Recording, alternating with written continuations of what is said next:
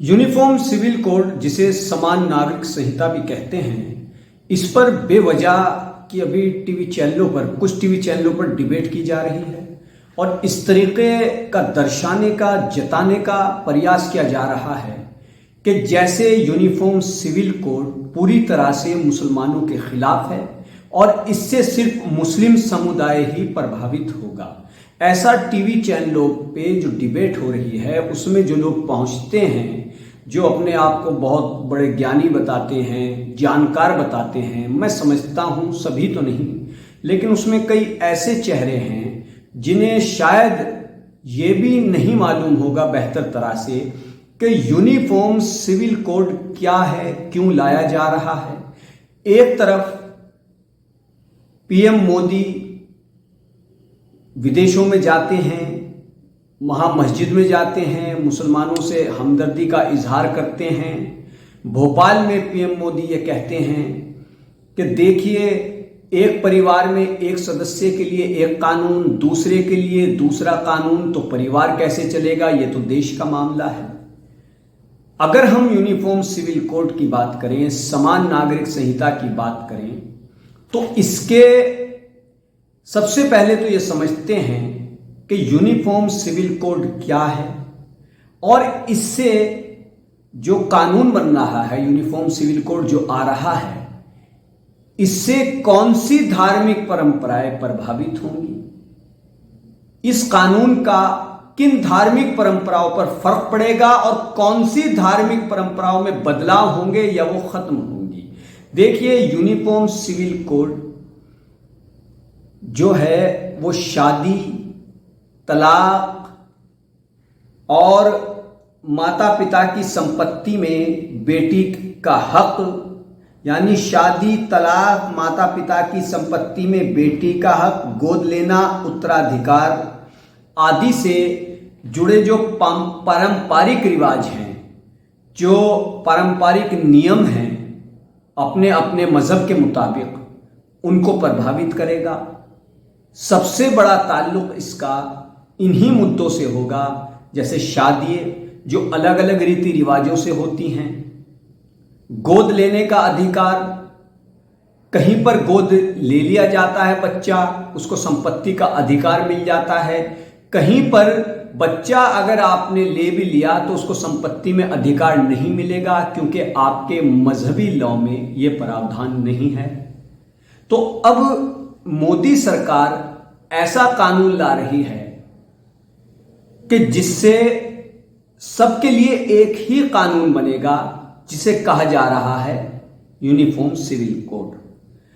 अब इससे क्या सिर्फ देश के मुसलमान प्रभावित होंगे, जैसा कि हम देख रहे हैं, कुछ ऐसा जताने का, दर्शाने का प्रयास किया जा रहा है। देखिए, कहीं पर बेटी को 1 रुपए में 33 पैसे माता पिता की संपत्ति में अधिकार मिलता है, कहीं पर बेटी को बेटे के बराबर माता पिता की संपत्ति में अधिकार मिलता है, कहीं पर बेटी को शादी होने के बाद माता पिता की संपत्ति में कोई अधिकार नहीं मिलता। जैसा कि मुस्लिम समाज में जो बेटी को संपत्ति में अधिकार मिलता है, अगर 100 रुपए हैं और एक बेटा है, एक बेटी है, और उसको संपत्ति में हक दिया जाता है, तो बेटे के बराबर उसको हक नहीं मिलेगा। बेटी को 100 रुपए में से 33 रुपए 33 पैसे के करीब उसका संपत्ति में हक बैठता है, बाकी जो अधिकार है वो बेटे का होगा। हिंदू समाज में जो अधिकार बेटे को हासिल है, वही अधिकार संपत्ति में बेटी को हासिल है। यानी अगर 100 रुपए हैं, एक बेटा है, एक बेटी है, तो 50 रुपए बेटे को मिलेंगे, 50 रुपए की हकदार बेटी है।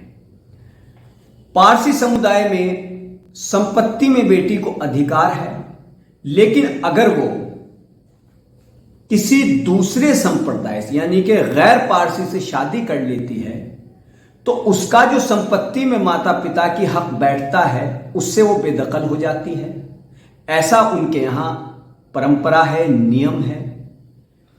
अगर हम आदिवासी की बात करें तो आदिवासी समुदाय में बहुत बड़ी संख्या ऐसे लोगों की है कि जिनकी बेटी को संपत्ति में कोई अधिकार नहीं मिलता है, शायद शादी के बाद बिल्कुल भी अधिकार नहीं मिलता है।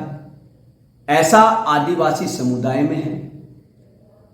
तो इससे साफ पता चलता है कि जो यूनिफॉर्म सिविल कोड लाया जा रहा है और उसका यह भय दिखाया जा रहा है कि इसका जो सबसे बड़ा फर्क है, सबसे बड़ा असर है, वो सिर्फ मुसलमानों पर होगा।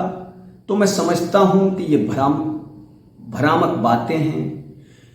जैसा कि all India Muslim personal law board के सदस्य मौलाना रशीद फिरंगी महली का कहना है कि जो यूनिफॉर्म सिविल कोड आ रहा है उससे न केवल मुसलमानों को प्रभावित होंगे बल्कि हिंदू, सिख, ईसाई, जैन, यहूदी, पारसी और अन्य छोटे अल्पसंख्यक वर्ग भी यूनिफॉर्म सिविल कोड से प्रभावित होंगे। वो दलील देते हैं कि भारत एक ऐसा देश है जहां कई धर्म संस्कृतियों को मानने वाले लोग रहते हैं।